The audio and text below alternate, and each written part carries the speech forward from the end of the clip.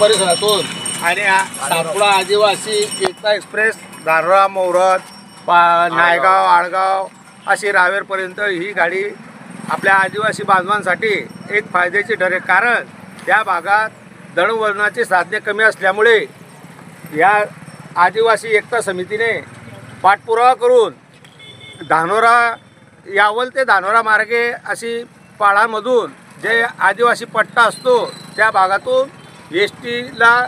त्यांनी सुरुवात केली आणि आदिवासी बांधवांना त्यांच्या कार्यक्रमाला किंवा नातेवाईकांना भेटण्यासाठी त्यांना जाता येईल असे त्यांनी चांगलं काम केलं। आणि ती गाडी अशीच चालू राहो, ती 1-2 वेळा न करता 3 वेळा सुरू करावी की जेणेकरून आदिवासी बांधवांना संध्याकाळपर्यंत कार्यक्रम आपटून आपल्या परीने आपल्या घरी येता येईल।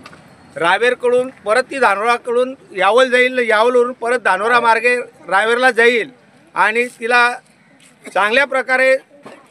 तिचा वापर आपण योग्य पद्धतीने केला पाहिजे की जेणेकरून ते एस टी महामंडळाला परवडेल असे आपण त्यांना सदिच्छा भेट करूया